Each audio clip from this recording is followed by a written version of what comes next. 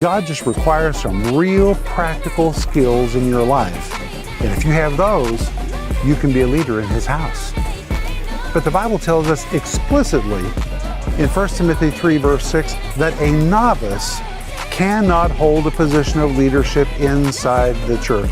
What in the world does the word novice mean? It, as in you're a novice, an amateur.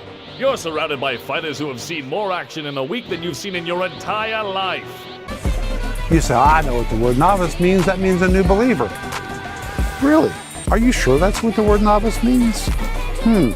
There was a time when I thought the word novice meant new believer, a visible leader. So now Paul says to Timothy, you need leaders. Now let me tell you how to choose them. First of all, if a man desires the office of a bishop, the Greek literally says, if he wants to be an overseer of people or an overseer of projects. Furthermore, the King James Version says, if a man, but the Greek says tis, it really is better translated anyone, male or female, it is gender neutral. So anyone can be a leader in the house of God regardless of your gender. Then he says, if a man desire the office of a bishop, he desires a good work. Now let's move real quick through these next verses. Verse 2, a bishop must be blameless, the husband of one wife, vigilant, sober, of good behavior, given to hospitality, apt to teach. Verse 3, not given to wine. Oh, please go back and hear that teaching. It's very important. No striker. Wow. This means he cannot be temperamentally explosive. Now in the King James Version, it adds, not greedy of filthy lucre. That does not appear in the Greek text. That's not there. So I strike that out of my Bible because that is not in the original text. But it does follow up later when it says not covetous. It's the same thing. But it says not given to wine, no striker, but patient. The word patient means restrained. Not a brawler, not one given to verbal wrangling, not covetous. In other words, money is not his goal. Then you come to verse 4, which is what we covered in the last program, where Paul says, one that ruleth well his own house. The word ruleth describes one who is up front. It is a visible position, providing leadership for his home and protection for his home. The word well is the Greek word kalos, which means he's doing it in a way that is appealing and attractive to others. When people see this individual, they say, wow, I want a family like that. I want a home like that. And he says his own house, the word house, the Greek word oikos, which would refer not just to the family, but even to the physical house itself. Is the house in shape? Is the yard mowed? Are the dishes washed?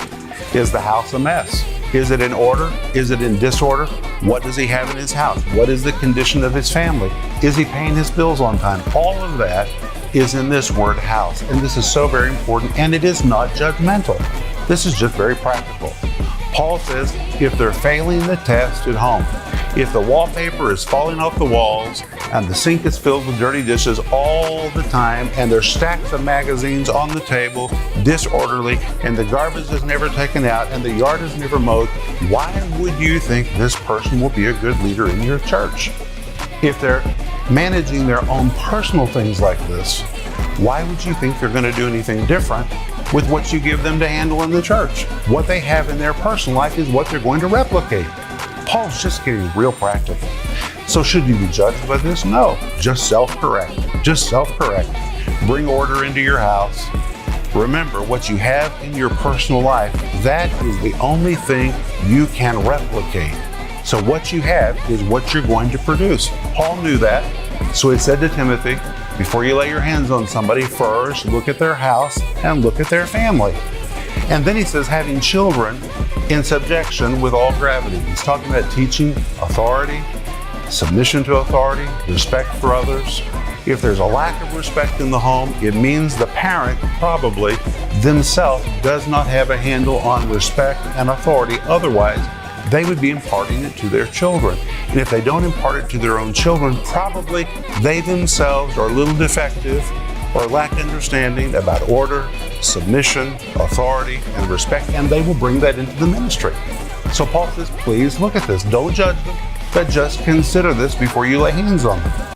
Then he says in verse 5, for if a man know not how to rule his own house, that word rule, again, the Greek word Proistemi, it means to stand in front of, to be a visible leader, even to provide protection like a shield. If he's not shielding and protecting his home, if he's not leading his own house, then how shall he take care of the church of God? Then we come to verse 6.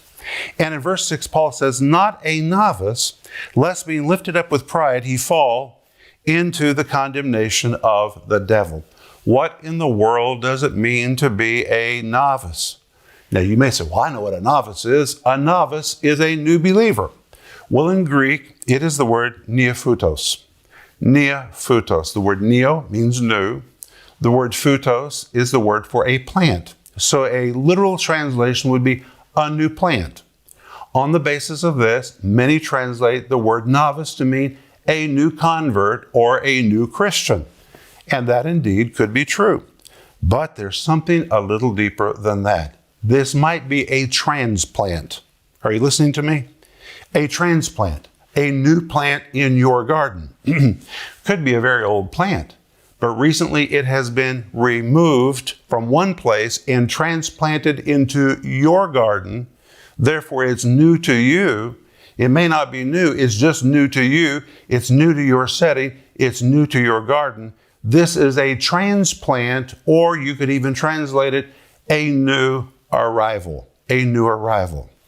And now Paul says to Timothy, move slow when it comes to using new arrivals in your church. This doesn't even necessarily mean a new believer. Now, of course, you need to be careful about using a new believer. But if an old believer has left another church and has come to your church, don't move too quick to use that person.